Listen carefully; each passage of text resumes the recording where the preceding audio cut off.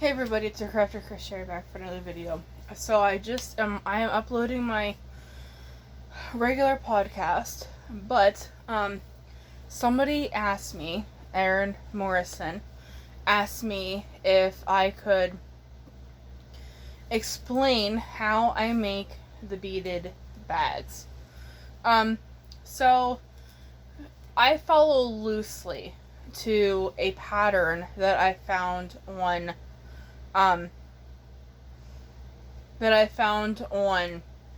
Ravelry. But I didn't like how it was turning out. I did one or two like that, and then I'm just gonna start doing my own thing. So, hers or theirs, I don't really know who made it, but,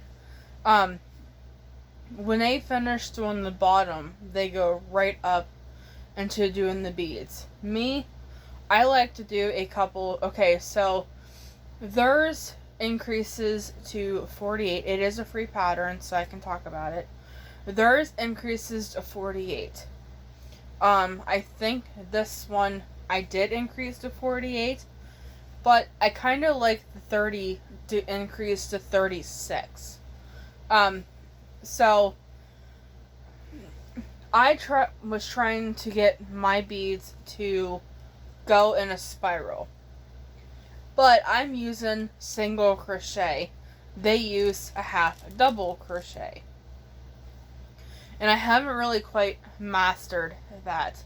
And some even do a double crochet. And I'm gonna try those too. If you're putting small trinkets in it, like if you're gonna use it for, like, collecting coins, or, if you're gonna have, like, little kids use it, then single crochet is probably the best way to go. So how I do mine is, on this one here, I did my increases, and you can do as many increases as you want. I start with 6 or 8, and then increase to however many you want. But basically the bead placement is every other stitch. And these bags, you do slip stitch to go to the next row. Like here, I'll show you. Like here's my slip stitch seam. But one of them, I think I did continuous, like you would do in amigurumi. So for this one here, I did my increases, and then I tried to make it into a basket. And the beads, when you put the beads on, they're actually in the inside. So you are working kind of like this. Like all my beads are in the inside. So you're actually seeing this part here that does not have any beads on. So, and you're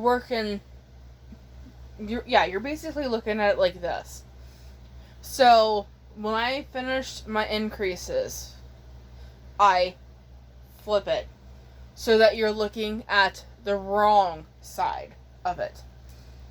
And then what I did was, I went into the front loop to create a ridge on the bottom to kind of make it sit. So I did that. And then I did, 2 or 3 rows of just have whatever your basic stitches, like half double crochet, double crochet, single crochet. And there is tutorials that will explain how you put a bead on.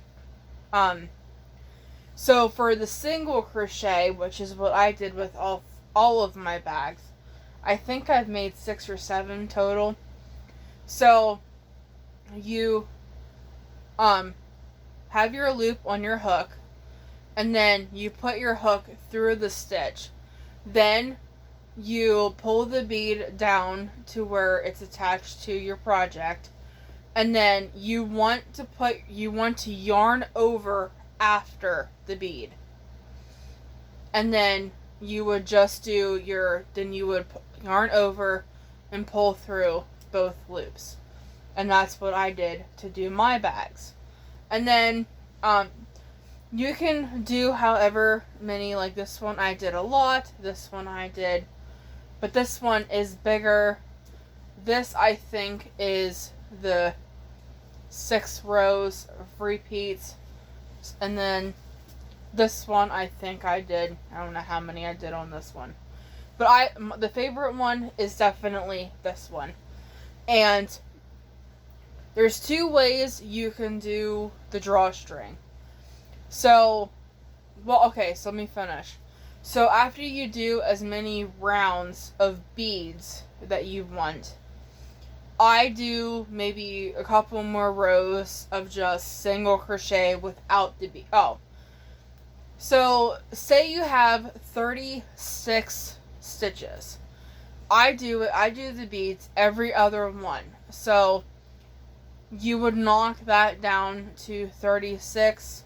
36 plus 30, or 36 divided by would be, or no, how would you do it? So you're doing every other one. So I cut mine down to, so what's half of 36 is 13. Then I just did like 13, no, it's not 13? Yeah, I think it is 13. So, yeah. So no wonder some of mine are off a little bit. And it's like this one right here, I just randomly picked a bead up and put it on my...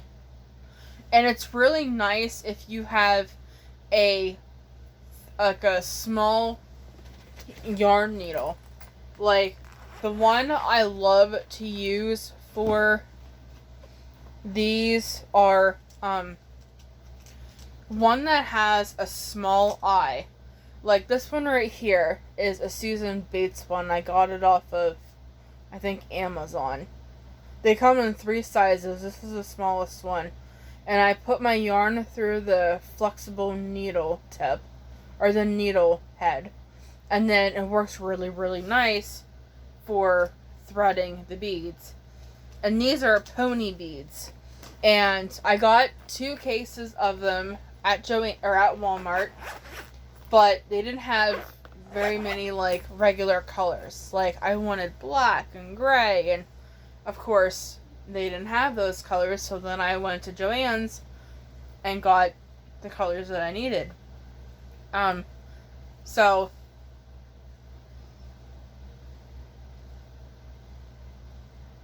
Sorry, my nails are breaking. I don't know why.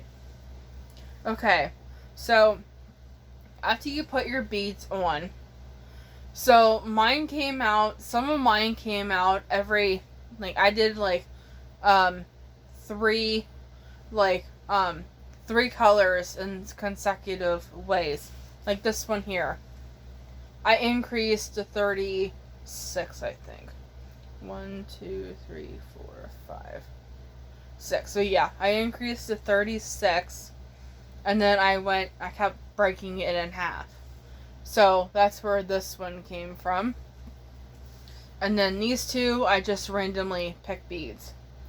So after you do all of the beaded rows you want, however high you want, then I do 1 or 2, maybe 3 more rows of single crochet, because that's what I use.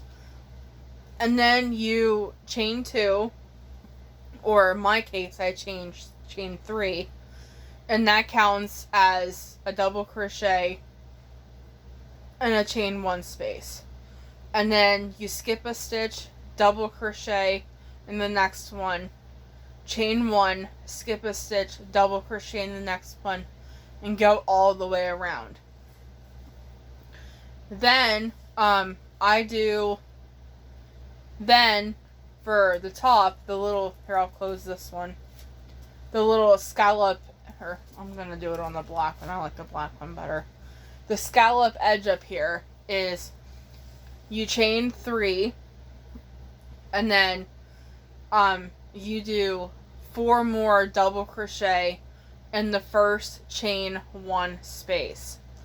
Then the next chain 1 space you do a single crochet. Next chain 1 space you do 5 double crochets, and you repeat that the whole way around, and then you slip stitch into the top. You should end, usually you end, since you started with a 5 double crochet, it's a shell stitch, so you should end with a single crochet in the last chain 1 space. Then you slip stitch into the top of the chain 3 space, and then there's 2 ways to do your drawstring. And the pattern I followed, which I will link that pattern below in the description box, along with my email address for this channel, in case you guys have any other questions. So, there's 2 strings you can do. You can do a long chain and just have 1 drawstring. Now, for some of them, I did the long chain, but then I put however many colored beads. If I did 4 different colored beads, then I would put those 4 colored beads at the end of I would tie a knot, and then I would put the beads down against the knot. Let me see if I can find one. Okay, I'm back. So I found one. So here I did I used 3 colored beads, which is the pink, the purple, and the blue. And this one, is this the one? No. Okay, I don't know. Okay, so I did this one here, and I got 2 rows of the colors, which I really like this one. I wish I could figure out what I did. Okay. So, this one I did the long chain, and then I put beads at the end, and I just tied a knot and then cut. And then this one you could tie into a little bow. So I did that one like that, and then I made this one. A lot of them I made. I'm trying to find the one that I did them all different. As you can see, this one they go up almost straight. This one I did differently, and then this one I did differently, so I have no idea what I did. And then, or you could do 2 chains, which is what I did here, to have 2 drawstrings. It does close a lot better if you have 2 of them than just a 1, but it really depends on your preference. So yeah, I just wanted to kind of go into that. I do want to say that if you guys have any questions for me, I think I'm going to do a short video, or I'll just put it in here. If you guys have any questions for me, well, actually, no, I think I am going to do a short little video. So I will let you guys go. I hope that helped you, Erin. And Erin, I just want to say, I have a cousin who is like in her 20s, and every time I see your picture, you remind me so much of her. You have that baby face, and you just remind me so much of her. And every time I see your picture, I have to do a double take because you look just like her. So yeah, I will leave my email for this podcast. It's a crafty crocheter 1991 at gmail.com. in the description box below, and I will also link the because I looked on YouTube and did not find a single pattern that I like for these little dice bags. So I found one on Ravelry and I loosely follow it. So I will link that pattern below, and along with my email. And then I'm going to do a third video. It's going to be a short video. But I'm going to do a third video. If anybody has any questions they want to answer, I'm an open book. I'm going to be open. There's nothing that's going to be off the table. So I'm going to let you guys go. I hope that was helpful, Aaron. If you have any other questions, you can email me. And I will get back to you. Bye.